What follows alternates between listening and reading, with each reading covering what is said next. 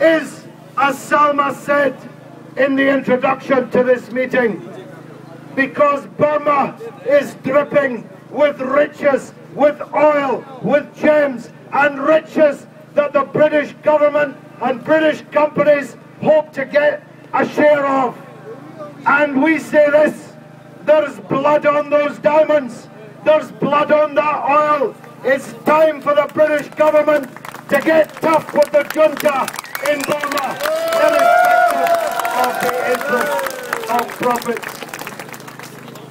But lastly, you wouldn't expect me to miss this target. Where is the Muslim leadership in the world?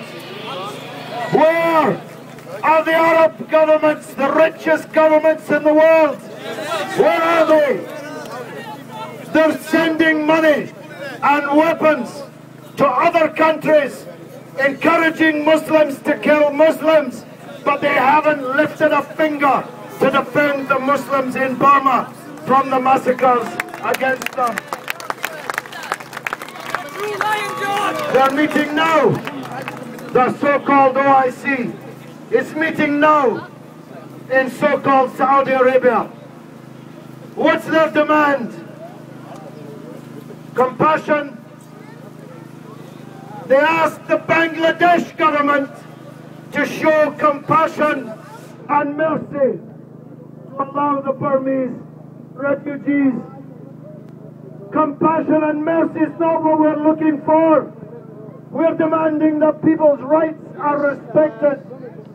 And the criminal in this story is not the government of Bangladesh, but the military dictatorship in Burma.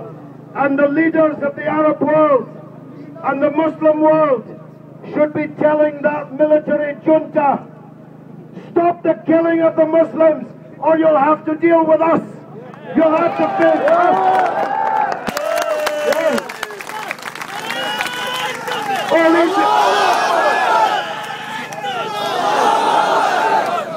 All these Muslim armies, navies, air forces, all the billions and trillions of dollars that they control, all the political influence and power that they have.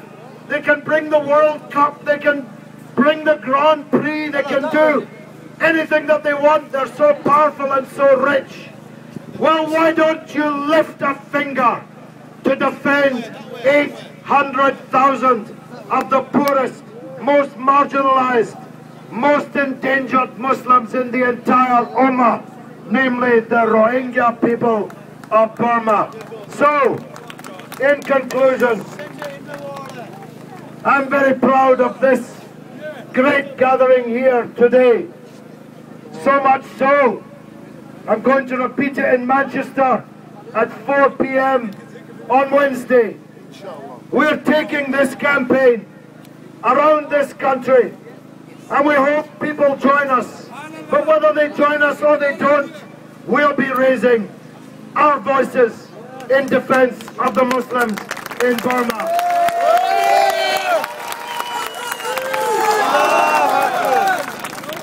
I'm going now to raise funds for the Palestinian people in Anam's restaurant at 7 o'clock. All of you are welcome to join me, although it'll be busy if you all do. We will never remain silent where injustice is being practiced.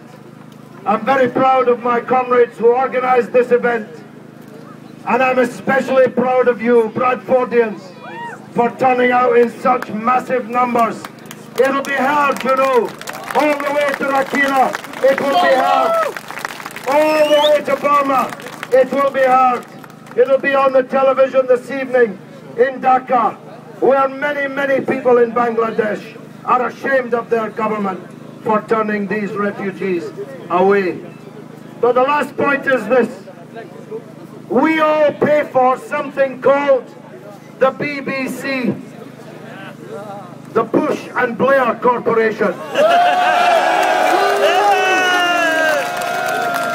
I don't know about you, but I see plenty on the BBC every night, 5 times a night from Syria. But I never saw one thing from Burma. And when you phone up the BBC to complain, they hang the phone up. That's Rupert Murdoch's fault. So, well, even Rupert Murdoch, even him, criminal though he is not as bad as the Bush and Blair Corporation. The difference is we're paying for the Bush and Blair Corporation. So I want every one of you to write or phone, to send your complaints to the BBC, to demand that they cover this issue so that the vast majority of people in this country can see it as we have seen it. Long live the Rohingya people. Long live the Muslim people of Burma. Long live the Ummah. Ramzan Mubarak to all of you. Wassalamu alaikum. Thank you very much, George Galloway, MP for Bradford West. Brothers and sisters, our next speaker is Mohammed Shafiq from the Ramadan Foundation. He's also a presenter on Ummah Channel. أعوذ بالله من الشيطان الرجيم بسم الله الرحمن الرحيم